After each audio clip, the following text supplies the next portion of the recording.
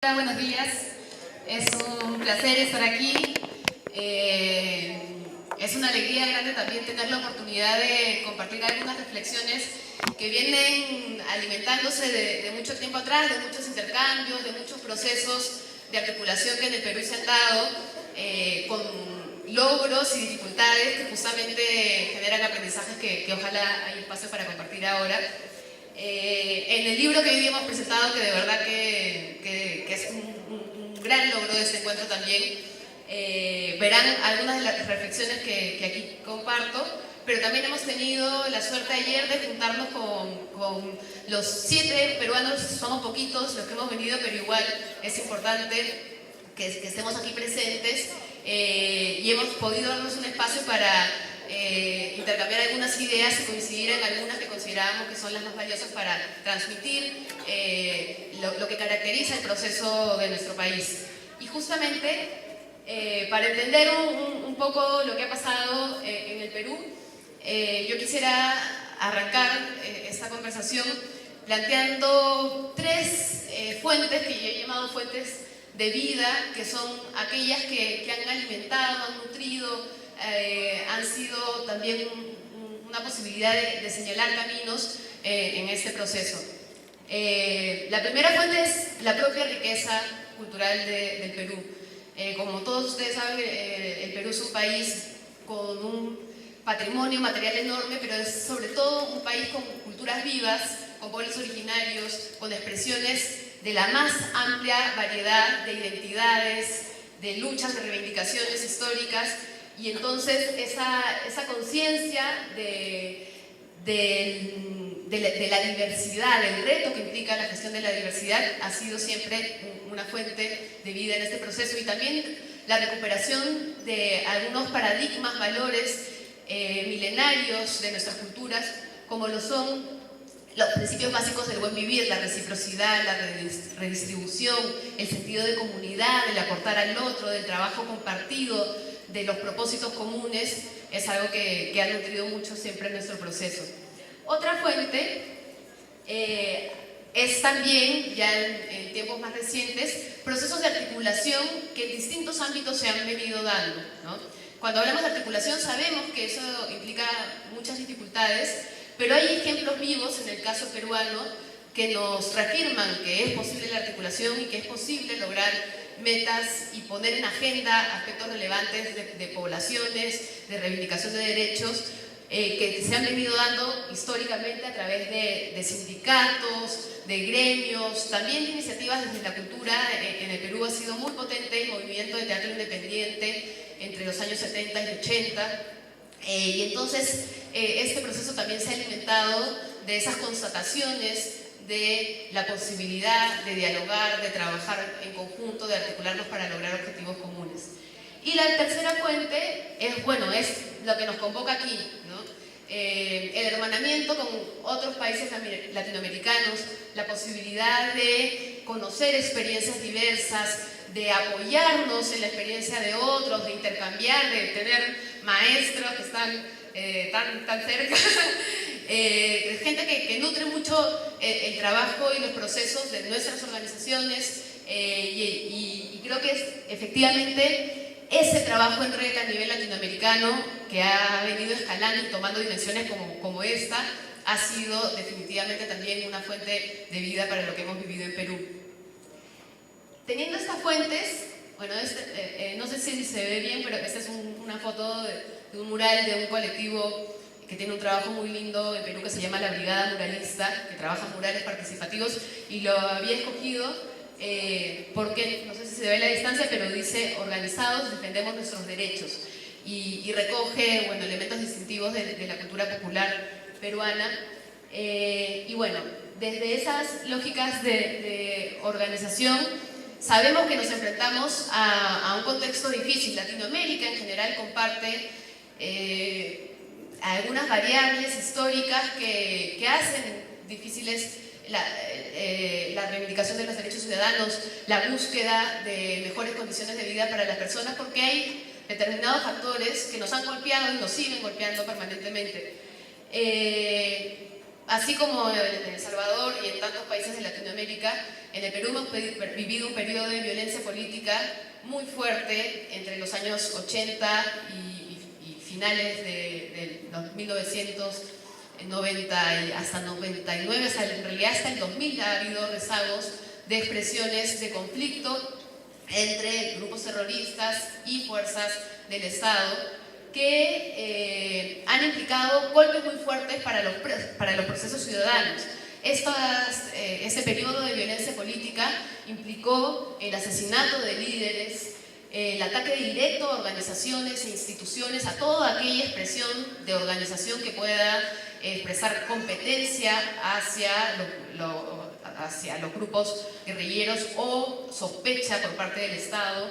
Y eso instaló una desconfianza y una sensación de bandos muy dura, que es algo con lo que tenemos que lidiar hasta hoy, ¿no? Entonces, esos rezagos de la violencia tan reciente, que implica además todo el reto de recuperar la memoria, de visibilizar a las poblaciones que fueron las más golpeadas, que también históricamente en el Perú son las poblaciones quechohablantes quienes más han sufrido la violencia en nuestro país.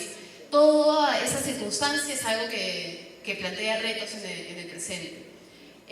Pero esa herencia de la violencia, esas expresiones latentes hasta hoy, también han tenido espacios de resistencia y ha implicado la persistencia de organizaciones que reivindican el derecho a la sonrisa y a la libertad ante cualquier circunstancia. La imagen de ahí es de una organización que se llama Arena y Esteras, en un distrito al sur de Lima, que se llama Villa El Salvador, también en eso estamos emparentados. Es una organización muy importante porque surge a partir del asesinato de una lideresa local. Y entonces es una expresión de cómo había que generar alternativas desde la alegría, desde reconstituir los vínculos, desde tomar los espacios públicos para hacer frente a estas formas de violencia. Otro reto del contexto peruano tiene que ver con algo que también es común entre nuestros países, que es que la democracia del Perú es muy frágil. Vivimos permanentemente expuestos a tentativas autoritarias, a perfiles caudillistas, a partidos muy frágiles, y entonces esta dificultad de asentar la democracia también se evidencia en procesos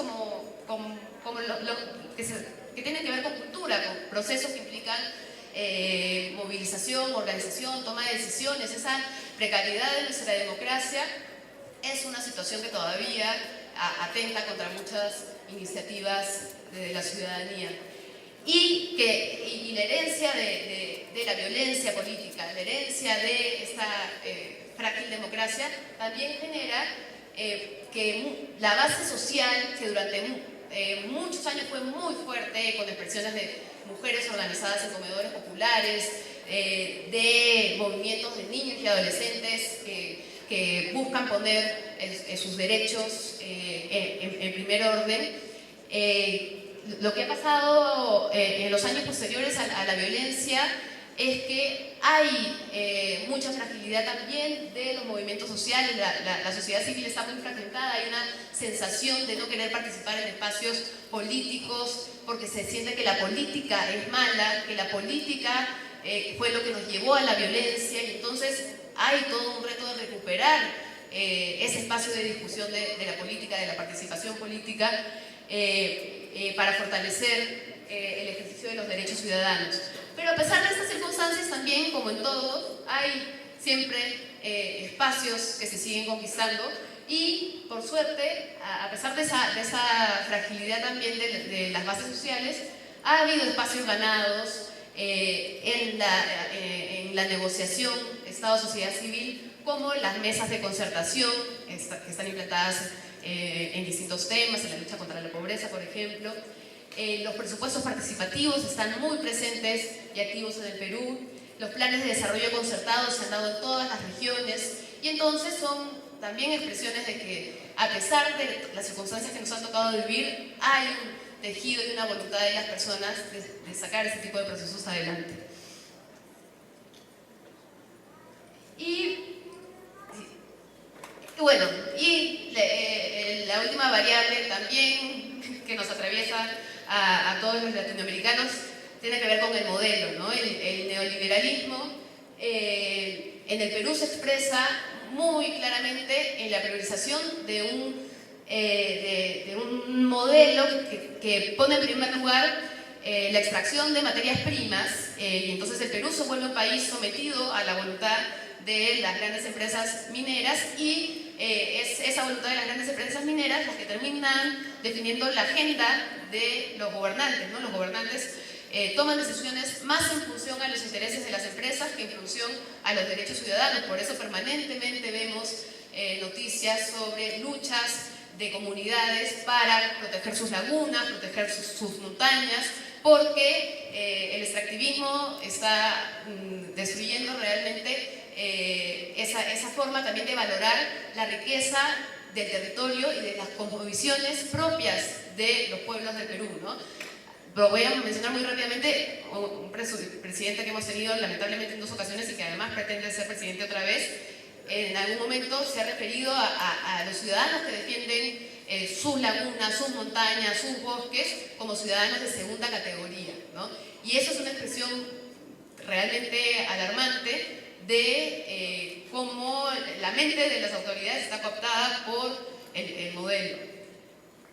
Pero bueno, a pesar de eso también ha habido procesos de trabajo colaborativo y algunos muy fuertes del sector cultural, experiencias de festivales de teatro comunitario, experiencias de cine comunitario, de redes muy activas. Y entonces, en este escenario, ante estas circunstancias, es que de pronto, en un periodo bastante reciente, hay 2 factores que son claves para el desarrollo de políticas públicas para la cultura viva comunitaria. En el Perú, como todos ustedes sabrán y como lo he mencionado, la riqueza del patrimonio material ha hecho que existan desde hace algunas décadas cierto nivel de políticas a favor de la protección de monumentos históricos, mas no había políticas, programas, estrategias ni prioridades en torno a el fomento de la cultura viva, el fomento de lo que hace la gente, el reconocimiento de las prácticas, de los saberes. No existía eso en la visión del Estado. Pero en julio del 2010 hay un factor importante, que es que se crea el Ministerio de Cultura. Entonces, la creación del propio Ministerio de Cultura implica poder mirar cuál es esa complejidad de variables que cruzan la cultura en un país tan rico y diverso como el nuestro. Se hace algo que es acertado en ese momento, que es que también de los 2 viceministerios que conforman el Ministerio de Cultura de Perú, uno de ellos es el Viceministerio de Interculturalidad. Entonces el enfoque intercultural empieza a ser más presente. De hecho, hay una muy buena noticia, que es que recién ayer se ha aprobado por decreto supremo la política pública del enfoque intercultural transversal a nivel de todos los sectores en el Perú, que es una muy buena noticia, porque significa que cultura y interculturalidad no es algo que compete exclusivamente al ámbito del Ministerio de Cultura inmediatamente, sino que tiene que ver con salud, con educación, con esa capacidad que tenemos que tener de mirar al otro y de ponernos en sus zapatos para construir, ¿no? Y eso es algo que tiene que priorizar el Estado, y por suerte ha habido este decreto que se ha firmado recién ayer, que es un alivio ante tantas circunstancias adversas que también vamos a comentar ahora.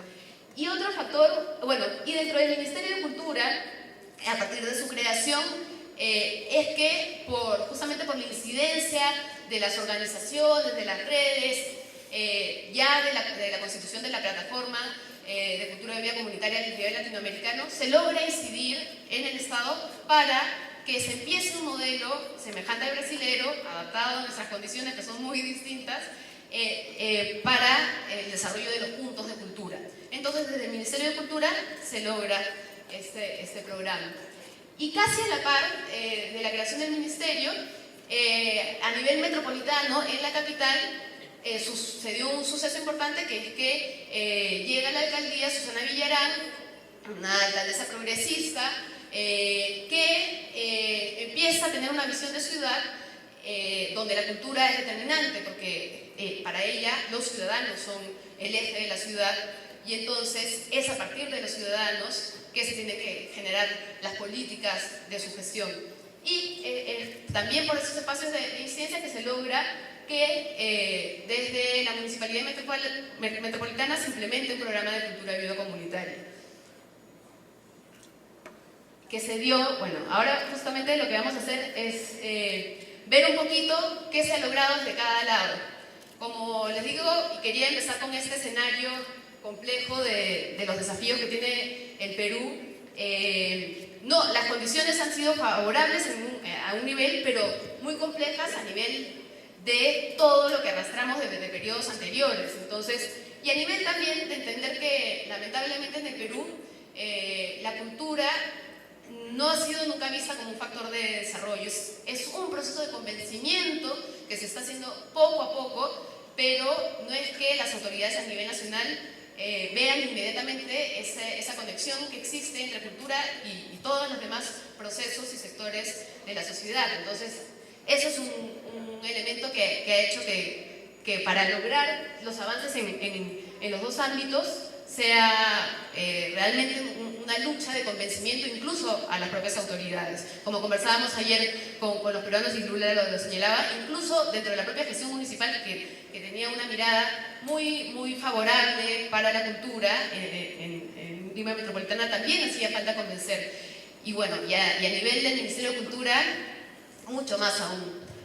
Y a pesar de esas circunstancias ha habido logros importantes. En el caso del Ministerio de Cultura, del programa Puntos de Cultura, se ha logrado la articulación de más de 200 organizaciones en una red de intercambios, una red que facilita información, oportunidades, bajo la figura del reconocimiento de los puntos de cultura, que implica primero un autorreconocimiento, porque cada uno tiene la voluntad primero de asumirse como un interlocutor válido como el Estado, y eso implica un proceso de presentación de su información para que el Estado, que es algo que además las organizaciones exigían mucho, al fin reconozca oficialmente a las organizaciones, ¿no?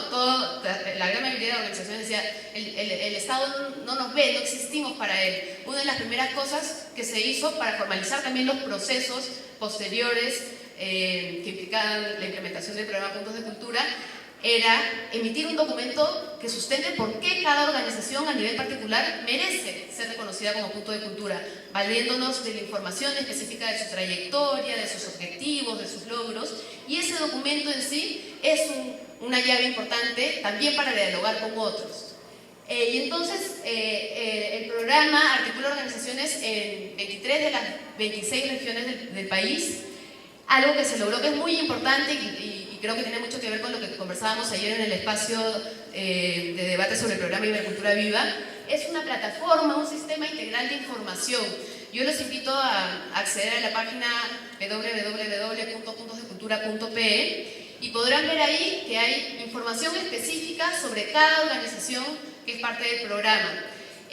Opciones de búsqueda también que cruzan la variable de ubigeo, o sea, la variable territorial, con el tipo de disciplinas que trabajan, con los temas ejes. Por ejemplo, si uno tiene interés en buscar una organización que haga teatro con temas medioambientales en el distrito de Villa El Salvador, que ya lo mencioné, uno puede establecer esas conexiones en la página. Entonces, permite también visibilizar muchísimo el trabajo de los grupos. Y además, en la página encontrarán también una sección documentos que consideramos que es muy valiosa porque implica toda esa posibilidad de acceder a información sobre temas de gestión, sobre temas de políticas, sobre acuerdos también del propio programa Puntos de Cultura.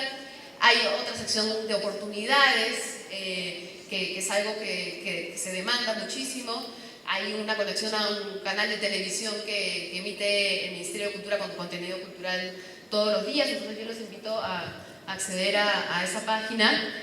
Se ha dado también una línea permanente de espacios de fortalecimiento de capacidades. Se han generado algo que le hemos llamado aires culturales, que son intercambios de experiencias en gestión cultural que se han dado a nivel descentralizado en 8 regiones del país. Hay un espacio de asesoría legal gratuita para las organizaciones, porque sabemos que una de las demandas ante muchas veces la precariedad del trabajo de los grupos es tener un respaldo legal, una asesoría en todos los procesos que enfrentan. Entonces hay un espacio permanente de asesoría legal. Se ha realizado un primer encuentro nacional de puntos de cultura, que implicó...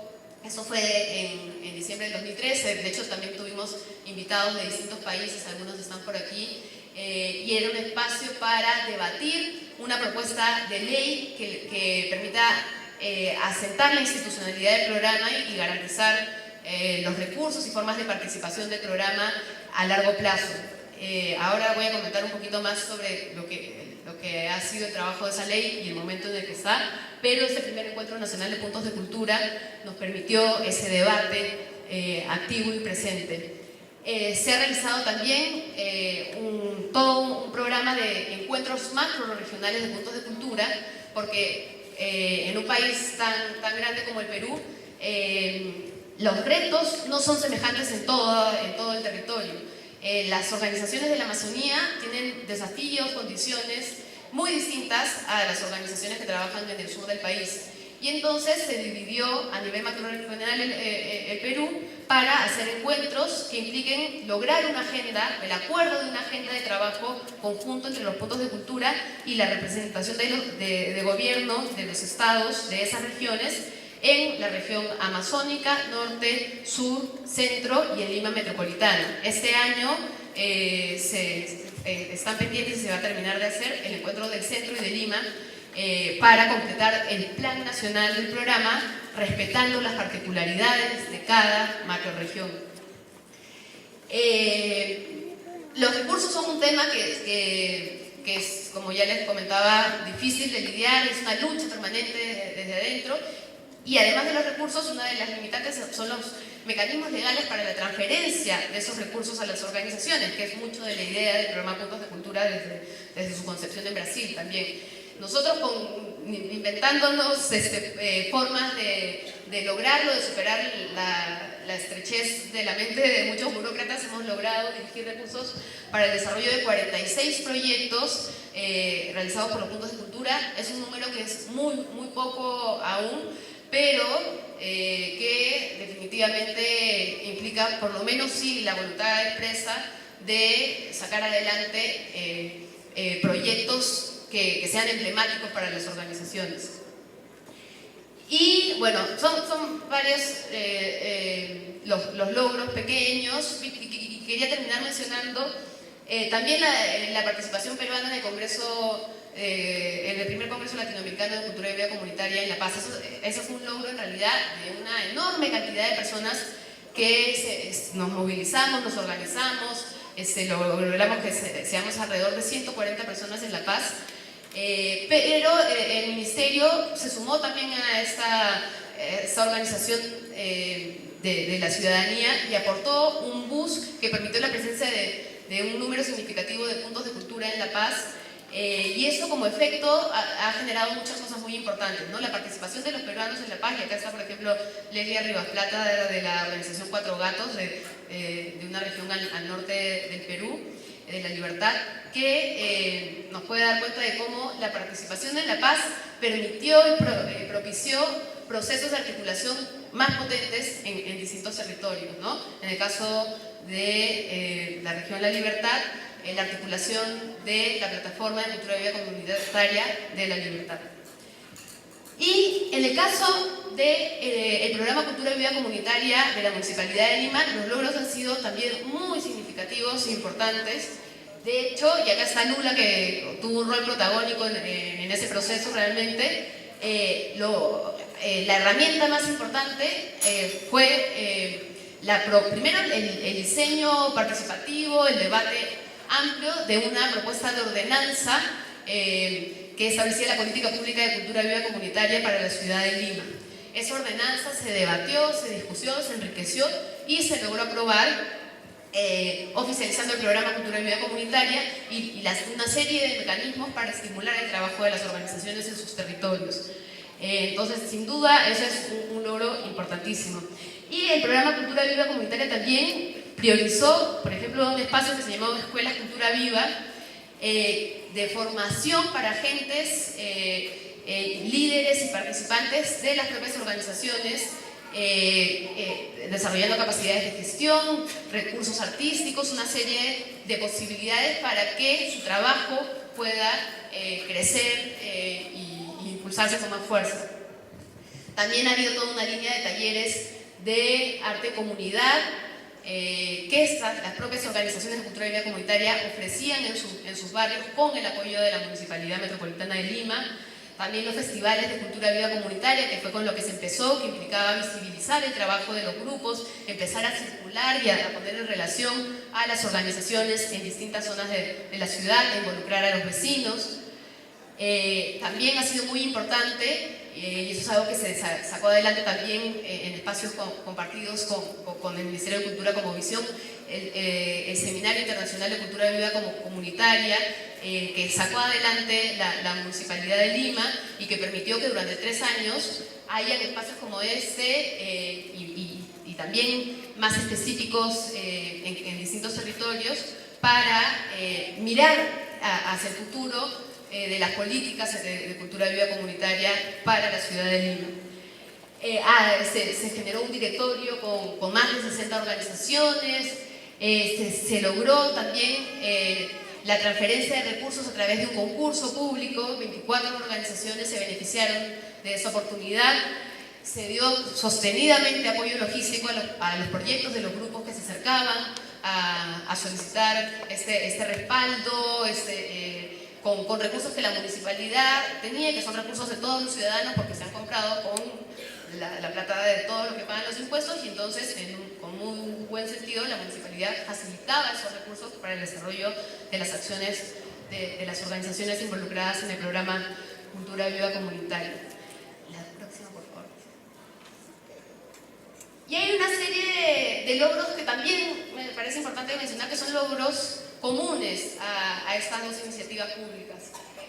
El primero, que creo que es el más importante, es que ambos programas tenían como componente básico la participación. Digo tenían, ahora les voy a comentar por qué digo tenían, pero en todo caso, siempre desde el diseño de cada uno de esos programas, los espacios de debate, de formulación conjunta, de los lineamientos, las decisiones, han implicado procesos participativos, y eso es algo muy importante. Cada uno de esos programas ha implicado una combinación de las posibilidades de movilización de recursos, como también de fortalecimiento de capacidades y de circulación de información. La información es algo que es muy valioso para todos nosotros. Aquello que nos permite convencer a otros también es la información que manejamos sobre el impacto que tenemos, sobre los indicadores que generamos de nuestro trabajo. Entonces, esa triangulación de movilización de recursos, fortalecimiento de capacidades y circulación de la información ha sido muy importante en estos dos programas. Y creo que también ha sido fundamental que quienes estén detrás impulsando esas iniciativas sean gente que ha surgido también, como lo comentábamos ayer, de la sociedad civil, ¿no? Hay gente especializada en gestión, pero principalmente comprometida no con un programa político o con un partido o con el gobierno, sino más bien gente comprometida con la cultura viva comunitaria, que ha sido la base para que estos dos programas den los pasos que han dado. Pero también ha habido algunas dificultades, y es importante reconocerlas. En el caso del Ministerio de Cultura, del programa Puntos de Cultura del Ministerio, el presupuesto, bueno, el programa arrancó con presupuesto cero, y con una persona que en ese momento era solo yo, a cargo de inventar cómo ir dando los pasos, ¿no? Y entonces, para eso fue fundamental esto que les comento de la información. Lo primero que se hizo para enfrentar la situación del presupuesto es hacer un mapeo y decir, bueno, no estamos hablando de 30 organizaciones, estamos hablando de cientos de organizaciones. Entonces, a partir de evidenciar el volumen y el impacto del trabajo de los grupos, es que se ha podido ganar recursos progresivamente, pero el presupuesto siempre ha sido una limitación. En el caso también del programa Puntos de Cultura, el débil involucramiento funcionamiento de lo que se le llama la alta dirección del Ministerio de Cultura ha sido también un techo permanentemente, ¿no? Éramos un equipo de personas trabajando activamente, intentando que las cosas sucedan y hacia arriba era muy difícil que los resultados finales, que las firmas finales se consigan, y eso es un factor muy complejo, ¿no? Y esa falta de involucramiento de la alta dirección también hacía que nos cueste mucho lograr algo que cualquier iniciativa pública requiere, que es lo que se llama comúnmente base legal. Cuando uno va a emprender un programa público, recurrentemente lo que se te solicita es, bueno, ¿cuál es la base legal, no? ¿Tú quieres hacer eso? Pero ¿dónde está la ley, el número, el decreto que te dice que puedes hacerlo? Entonces, cuando hay que construir base legal, si se tiene voluntad se puede, pero cuando las altas direcciones de los ministerios no están comprometidos para dar esos pasos finales, entonces siempre va a haber una complicación para lograr la base legal. ¿Qué es lo que ha pasado? Y les comentaba con la ley que se trabajó con las organizaciones en el primer Encuentro Nacional de Puntos de Cultura. Sucedió que se formuló esta propuesta de ley, pero a la hora de elevarla a la alta dirección no se tenían los compromisos necesarios para que salga adelante y no se ha logrado avanzar lo suficiente en ella, justamente por esa falta de voluntad para afianzar los procesos por parte de las autoridades de mayor rango. Y una dificultad también implica la gestión descentralizada del programa. El Perú es un país muy centralista. La tercera parte de la población se ubica en Lima metropolitana y el reto de gestionar un programa a nivel nacional con lo que se llama en el Perú las direcciones desconcentradas de cultura, o sea, la representación del ministerio a nivel descentralizado, siendo estas direcciones muy débiles, ha sido una dificultad. Y en el caso de la Municipalidad de Lima, las dificultades que yo reconozco inmediatamente tienen que ver primero con una situación que estamos padeciendo en este momento, que es que ante el cambio de gobierno, cuando acabó la gestión de la alcaldesa Susana Villarán, y a pesar de contar con una ordenanza y con una serie de pasos dados, el nuevo alcalde, que en realidad no es nuevo porque es uno anterior que ha vuelto al poder, simplemente no ha querido darle continuidad al programa Cultura de Vida Comunitaria. Entonces, hay algunas acciones que se están haciendo, hay grupos que participan de actividades de la actual gestión de la ciudad de Lima, pero el programa como tal, al programa como tal no se le ha dado continuidad. Y también eso evidencia una débil capacidad de exigir, de demandar de parte de las organizaciones, ¿no? Algo que se ha hecho a partir del cambio de gobierno en la ciudad de Lima es que los colectivos organizados en las plataformas, por ejemplo, Metropolitana de Cultura y Vida Comunitaria, entre otros, han entregado cartas exigiendo información, exigiendo asambleas, pero no hay muchos otros mecanismos para lograr que la municipalidad escuche, que la municipalidad abra sus puertas, involucre a la gente. Entonces, esa poca disposición que tiene la nueva gestión municipal está haciendo que los avances que se habían dado en la ciudad se frenen, ¿no? muy de golpe. Y bueno, hay algunas dificultades compartidas, así como había algunos logros compartidos entre el programa Puntos de Cultura y el programa Cultura de Vida Comunitaria.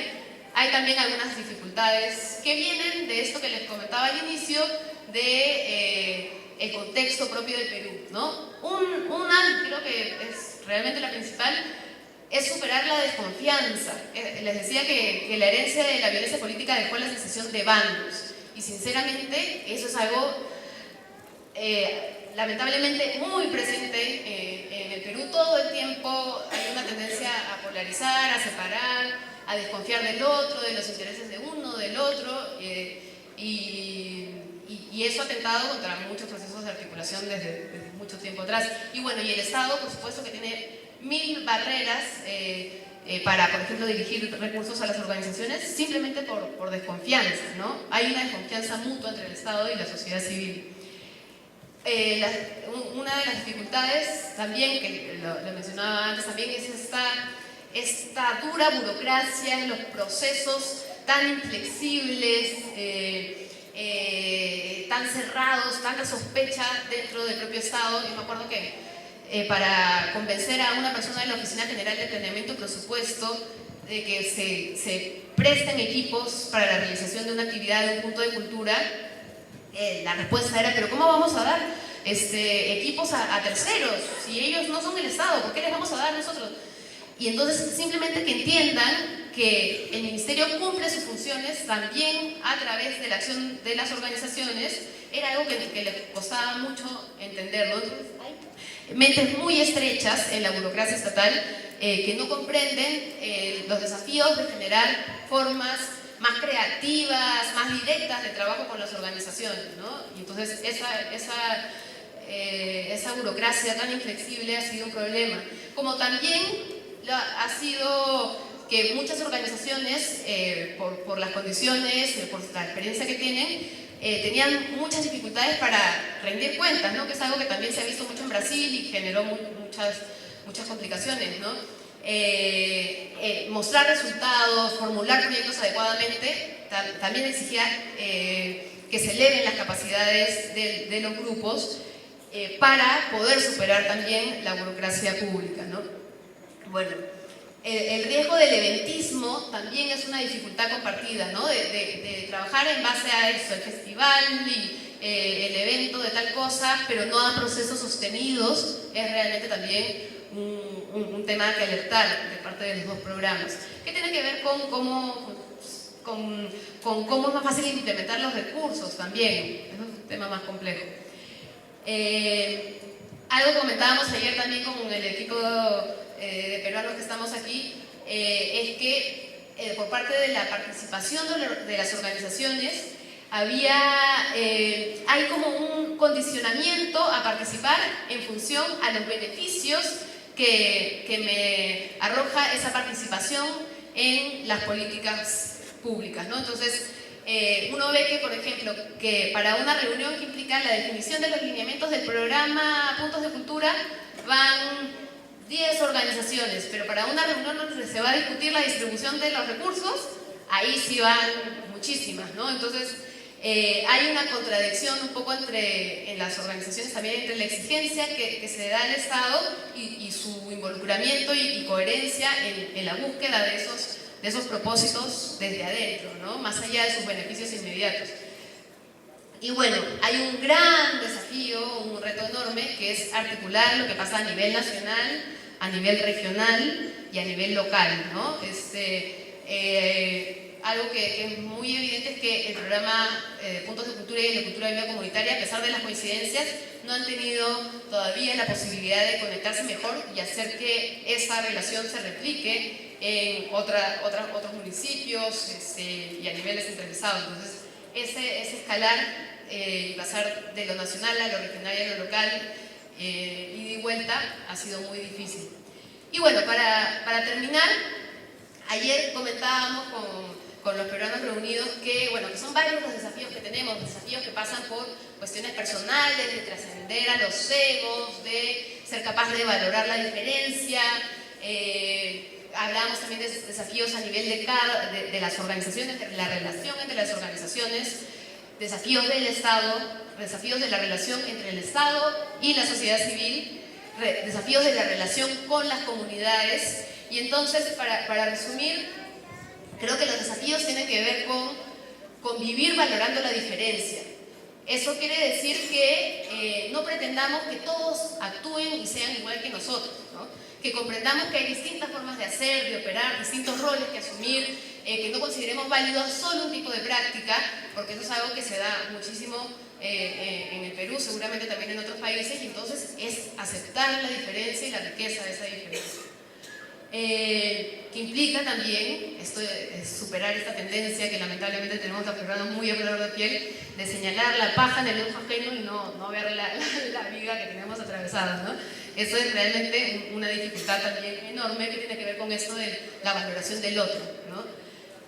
Es clave hacer circular la información y trabajar de modo verdaderamente colaborativo. O sea, si yo accedo a cierta información, circularla, hacer que eso beneficie no a mi grupo inmediato, no a mi red inmediata, sino a la mayor cantidad de actores posibles del modo más amplio posible, ¿no? Realmente eso es hacer comunidad también, ¿no? Asumirnos como una comunidad amplia entre todos los que estamos impulsando este tipo de procesos y alimentar esos procesos comunitarios desde la facilitación de la información.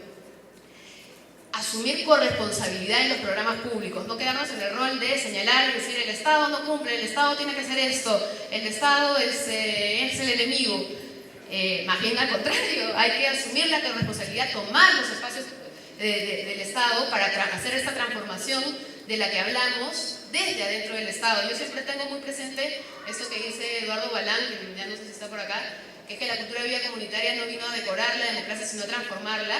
Pero la única forma de transformarla es así, generando esos cambios, por lo menos de a poquito. No va a ser un cambio radical de un momento a otro. Será una transformación primero de algunas mentes y luego esas mentes harán resonar otro tipo de procesos, ¿no? Y bueno, como decía, para garantizar la sostenibilidad de los programas y esos avances que se han generado, la clave es esa, estar dispuestos también a ocupar esos espacios y sobre todo a tender puentes, ¿no? Siempre a mí me parecía muy sugerente cuando se creó la plataforma se denominaba Plataforma Puente por la Cultura Viva Comunitaria. En 2009, Julio lo recordará, hicimos en Lima y Inés también el primer foro internacional Arte Puente para la Salud y el Desarrollo. Y en general esa lógica de tender puentes, de generar espacios de intercambio con otros sectores, es lo que nos toca como sector cultura, porque si no va a pasar algo que también comentábamos, que nos vamos a seguir mirando entre nosotros mismos, a estar convencidos entre nosotros, pero no a tener suficientes argumentos para mostrar cuál es el aporte de la cultura en la educación, en la salud, en la seguridad. Y entonces eso implica estar dispuestos a tender puentes, a intentar entender el idioma del que hable el otro, a negociar, a transitar esos puentes, no pretender que el otro venga a tu lugar, acercarte a otros, acercarte desde las comunidades y hacia el Estado, hacia la academia y hacia la mayor amplitud de actores sociales que son protagonistas, tienen que ser protagonistas de estos procesos de políticas públicas a favor de la cultura viva en todo nuestro continente. Bueno, eso, muchísimas gracias.